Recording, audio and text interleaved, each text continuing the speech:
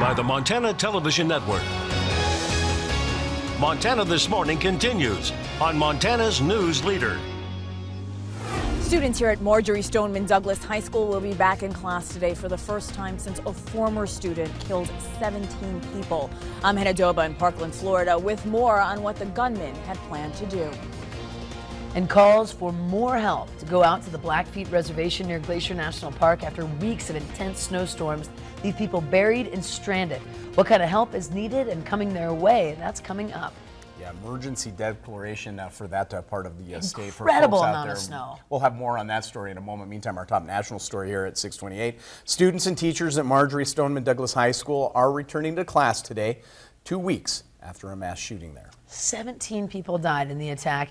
As Hannah Doba reports from Parkland, Florida, investigators have revealed new information showing it could have been much worse.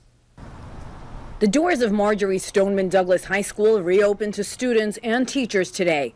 Many still haunted by the deadly shooting that claimed 17 lives. Some of my friends are having a harder time than others.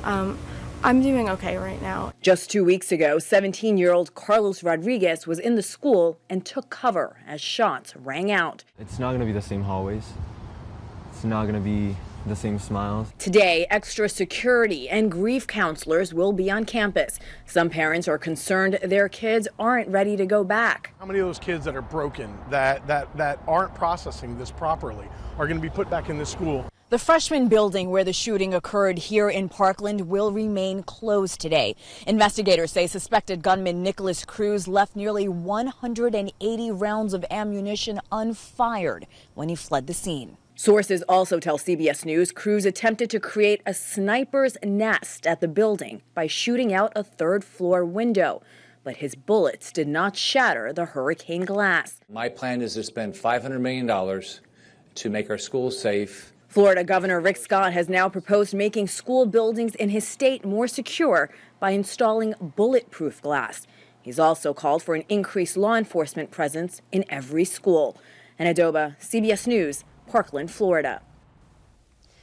Now, sources also say images of swastikas were found on the ammunition of those magazines used by the suspected shooter. Tough day for those students going back to school Yep. today. No, Meantime, now 6:30, meteorologist Matt Elwell joins us. Not a bad start for the last day of February. Last day of February. Holy cow, we How made did it. that happen? That's it. And tomorrow, March is going to come in like a lamb, 70 degrees. And full moon tomorrow. There you go. Took all of his thunder. You're like totally out. It took all of his Really thunder, Missy. impressive, yeah.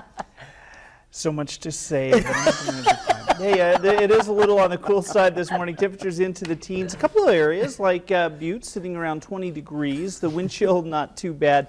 For most of us, we do have some single digits, even sub-zero temperatures when you factor in the wind. I don't expect any major changes in our forecast for the day today. Our daytime high should be into the upper 20s, maybe low 30s before it's all said and done. It's actually a pretty mild day. It looks like it's going to be a beautiful sunrise, just enough to tease us a little bit as you're heading into the afternoon. We'll talk about the potential of snow in the forecast. That's coming up a little later this week. We'll talk about that coming up in just about 10 minutes. Thank you, Matt. Now 6:31, weather topping our local headlines. Frustration growing in Browning on the Blackfeet Nation as residents continue to struggle with snow and strong winds. MTN's Margaret DeMarco spoke with the incident commander organizer to find out more on this relief effort. We've had a severe winter, one that we're going to be talking about for quite some time. On January 4th, the Blackfeet Nation declared a state of emergency due to severe winter weather. Relentless snow and wind have been pounding the Front Range for more than 2 weeks. We've been managing off of the original emergency declaration. Incident Commander Robert DeRocher says they are working with both state and federal officials to bring in much needed help.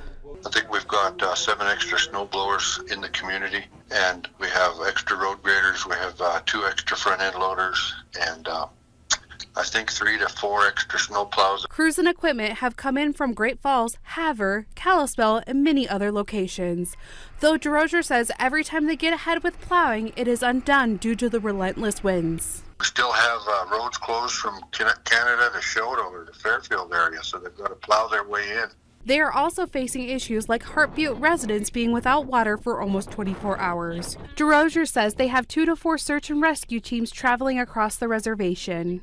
providing food baskets and firewood, and we're filling the medication prescriptions as we can, and we're delivering those with track machines. DeRozier says they are trying to stay ahead of the situation as much as possible. Try to stay off the roads. Don't drive around road closed signs, and if you're in an area where you can check on your neighbor, make sure you check on your neighbor. Margaret DeMarco, MTN News, Great Falls. The state of emergency in Browning, East Glacier, and the heart of Butte has people literally housebound with snow drifts. Many are basically without basic needs like heat and food. Now, with even more storms expected to hit the area, those communities across Montana are coming together, shovels out, getting the houses cleared, delivering provisions, and helping in any way needed. Right now, there is a tremendous need for food and provisions, especially diapers. A group of Flathead Rotarians delivered a pallet of baby formula last Thursday. They also arrived with a trailer, a log splitter, supplies, and they're helping out with processing wood on Tuesday. Now, Kalispell's Rotary Club president says they plan to have a food drive on Thursday. They'll drop off those donations at the United Methodist Church in Columbia Falls. Contacting the United Methodist Church in Columbia Falls is a great way to be involved, because they have coordinated efforts with the United Methodist Church in Browning. They seem to have a good pulse on what's going on, and they will make sure that the, whatever, if you can offer assistance. My understanding, they're talking about doing several log loads in the future, so it may be they need help with that, delivering of grocery and food items. Now, the United Methodist Church in Columbia Falls will be sending another load of supplies on Friday. They're collecting food, diapers, baby formula, and donations. If you have a desire to help, there is plenty to do. Organizers say they could use chainsaws, operators, wood splitters, and snow shovels, and shovelers, for that matter. A story we're going to continue to follow here on Montana This Morning. Meantime, in local court news, a Bozeman man awaiting sentencing for sexual assault charges from 2016 has pleaded not guilty to a new rape charge stemming from a woman he allegedly met in December on the Tinder dating app. 26-year-old Trendon Lee Dillingham pleaded guilty earlier this year to a felony drug charge. 2 misdemeanor charges of sexual assault, is due to be sentenced in March. Dillingham now faces a felony charge of aggravated sexual intercourse without consent. For more on this story, head on over to kbzk.com. And a Libertarian candidate has jumped into the race for Montana's lone U.S. House seat. She joins 5 Democrats running against Republican Congressman Greg Gianforte. Eleanor Swanson is an attorney with the Warren and Swanson law firm in Billings. She's also a vice chair of the Montana Libertarian Party. She says she's running to make sure Montana voters have an alternative to 2 larger parties. Her campaign will focus on 2 priorities: reducing the national debt and promoting the live and let live types of policies. Swanson is the first third-party candidate to file for the statewide office this year. State Libertarian Party leaders say Libertarian may also be joining the race against Senator John Tester.